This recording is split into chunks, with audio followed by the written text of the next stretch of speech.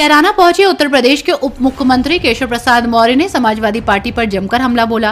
केशव प्रसाद मौर्य ने कहा कि पाकिस्तान जिस प्रकार आतंकवादियों को पैदा करने की फैक्ट्री है, वही हिंदुस्तान में समाजवादी पार्टी गुंडों और अपराधियों को पैदा करने की फैक्ट्री है। केशव प्रसाद मौर्य यही नहीं रुके। उन्होंने मुख्तार अंसारी की मौत पर कहा कि जिनको रिश्तेदारी निभानी थी वो उनके घर चले गए। साथ ही उन्होंने भ्रष्टाचार को लेकर कांग्रेस पर जमकर प्रहार किया और दावा किया कि कांग्रेस की इस बार नेता प्रतिपक्ष पद के लिए जितनी भी सीटें चाहिए वो भी पूरी नहीं होंगी। इसके लिए मैं आपको अभिनंदन देना चाहता हूं। इसने सपा वाले चूंकि सत्ता में थे, गुंडागर्दी कर रहे थे, अपराध कर रहे थे, दंगे करवा रहे थे, जमीनों पर कब्जा कर रहे थे, मकानों दुकानों पर कब्जा कर रहे थे।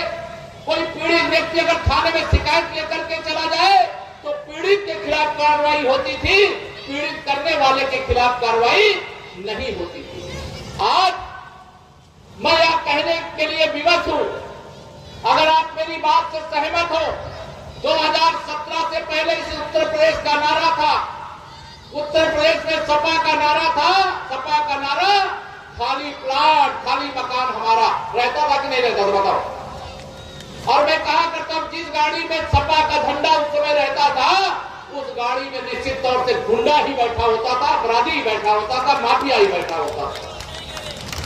इसलिए मैं आरोप लगाया करता हूं इस पार्टी के ऊपर, अगर पाकिस्तान आतंकवादियों को पैदा करने की फैक्ट्री है तो गुंडे, अपराधी, माफिया और दंगाई पैदा करने की फैक्ट्री ये समाजवादी पार्टी है। और इस पार्टी के साथ जो कांग्रेस है, ये भ्रष्टाचार के दलदल में इस देश को डुबोने का काम किया। इसलिए कांग्रेस पार्टी को मैं भ्रष्टाचार की अम्मा कहता हूं। आप सब लोगों से निवेदन है, भ्रष्टाचार मुक्त भारत होना चाहिए कि नहीं होना चाहिए? दोनों हाथ में बताइए, होना चाहिए कि नहीं होना चाहिए? माननीय नरेंद्र मोदी जी ने देशवासियों से अपील करते हुए क्या कहा है? केशव प्रसाद मौर्य ने राम मंदिर निर्माण के बाद लोकार्पण पर हुए कार्यक्रम को लेकर भी विपक्षी पार्टियों पर जमकर तंज कसा। रामलला के मंदिर निर्माण के समय जो प्राण प्रतिष्ठा का कार्यक्रम हुआ, उसका निमंत्रण भेजा गया, निमंत्रण ठुकरा दिया।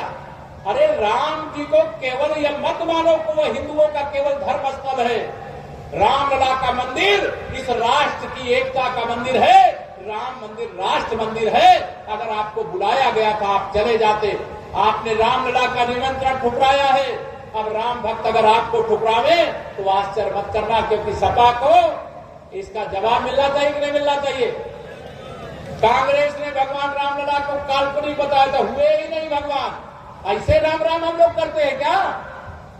अगर नहीं हुए तो दरअसल उत्तर प्रदेश के उप मुख्यमंत्री केशव प्रसाद मौर्य कैराना में भाजपा प्रत्याशी प्रदीप चौधरी के समर्थन में कस्बा जिजाना में आयोजित एक रैली को संबोधित करने के लिए आए हुए थे। रैली को संबोधित करते हुए केशव प्रसाद मौर्य ने सपा, बसपा, कांग्रेस तीनों पर जमकर प्रहार किया। केशव प्रसाद मौर्य ने समाजवादी पार्टी को तो पाकिस्तान तक की बात का उदाहरण देकर जोड़ दिया। उन्होंने कहा कि जिस प्रकार पाकिस्तान आतंकवादियों को पैदा करने की फैक्ट्री है, उसी प्रकार समाजवादी पार्टी गुंडे और अपराधियों को पैदा करती है। केशव प्रसाद मौर्य यही नहीं रुके। उन्होंने कहा कि जिस गाड़ी पर सपा का झंडा, ये उसमें बैठा गुंडा। कांग्रेस ने गरीबी हटाओ का नारा दिया, लेकिन गरीबों को लूटने के अलावा कुछ नहीं किया। लेकिन मेरे मोदी जी ने गरीबी हटाओ का नारा तो नहीं दिया, लेकिन 25 करोड़ लोगों को गरीबी रेखा से बाहर निकाल करके ला करके खड़ा कर दिया।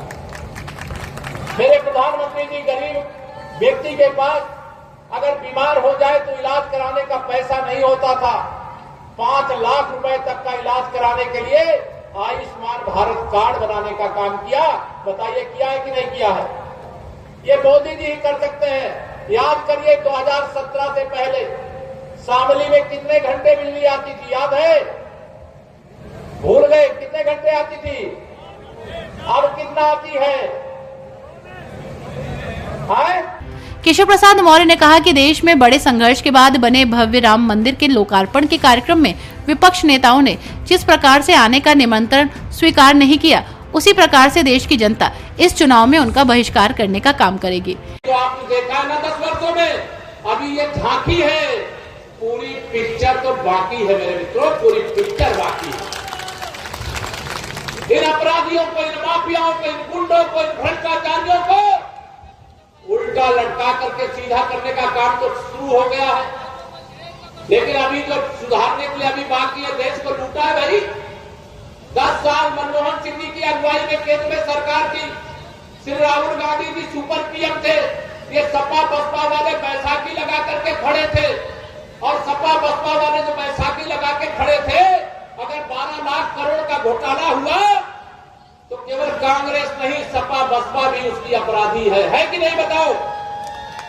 ये तीनों दल मिलकर के अगर 12 साल में 10 साल में 12 लाख करोड़ का घोटाला किए, तो आप कल्पना करो 60 साल कांग्रेसियों ने देश में शासन किया था सपा बसपा जैसे दलों के साथ मिलकर के, तो यह 72 लाख करोड़ का घोटाला करने वाले, देश को लूटने वाले लोग हैं। अब मेरे मोदी जी कहते हैं न खाऊंगा और न खाने, और जिसने खाया है पाई पाई वसूल करके गरीब की भलाई में, देश की भलाई में, किसान की भलाई में, नौजवान की भलाई में और हमारी माताओं बहनों की भलाई में लगा देने का काम करूंगा। अब ये सारे विरोधी बड़े बौखलाए हुए कि जब दूसरी बार सरकार आई तो अभी तो केवल भ्रष्टाचार के आरोप में एक झारखंड का मुख्यमंत्री जेल गया है, दूसरा दिल्ली का मुख्यमंत्री जेल में है, तिहाड़ जेल में है, इस्तीफा ही नहीं दे रहा। तो ये सारे भ्रष्टाचारी सोच रहे हैं कि 4 जून 4 बजे 400 पार होने के बाद जो बेल पर हैं वो भी शायद जेल में होंगे। केशव प्रसाद मौर्य ने कहा कि कांग्रेस भ्रष्टाचार की जननी है। कांग्रेस ने अपने पूर्व के कार्यकाल में 12 लाख करोड़ रुपए के घोटाले किए। यदि पूर्व में उनकी 60 वर्षों के कार्यकाल को जोड़ा जाए तो 72 लाख करोड़ रुपए के घोटाले कांग्रेस सरकार के द्वारा किए गए। देश की जनता ने इस बार तय किया है कि कांग्रेस इतनी सीट भी नहीं जीतेगी जितनी उनको नेता प्रतिपक्ष पद के लिए चाहिए। केशव प्रसाद मौर्य ने मुख्तार अंसारी की मौत पर कहा कि जिनको उनसे रिश्तेदारी निभानी थी वो उनके घर चले गए। सहित हम उत्तर प्रदेश की 80 लोकसभा में से 80 लोकसभा भाजपा अपने गठबंधन के साथियों के साथ जीत रही है। सपा बसपा कांग्रेस का यूपी में खाता नहीं खुलेगा। सपा बसपा मुक्त उत्तर प्रदेश, कांग्रेस मुक्त भारत देश होने जा रहा है। भ्रष्टाचार करने वाले, अपराध करने वाले, माफियागिरी करने वाले, दंगा करने वाले, भारतीय जनता पार्टी इनके खिलाफ कार्रवाई कर रही है और हमारी सरकार आगे भी कार्रवाई करेगी। इनके अलावा जो भी हैं, सबका साथ सबका विकास, इसलिए सबका वोट और सबका आशीर्वाद हम मांगते हैं। सपा प्रत्याशी का भाई जो सपा एमएलए है वो वोटरों को धमका रहा है, कह रहा है कि बीजेपी वालों को देखने। चुनाव आयोग ऐसे धमकी देने वालों से निपट लेगा। अच्छा, मुख्तार अंसारी के ऊपर आपका एक बयान आया था कि दिए जले हैं, उसके बारे में उसमें अब क्या कहना है? जिसको मर रहा था वो मर गया और जिनको रिश्तेदारी निभाना तो रिश्तेदारी निभा लिए। हम लोग अपराधियों के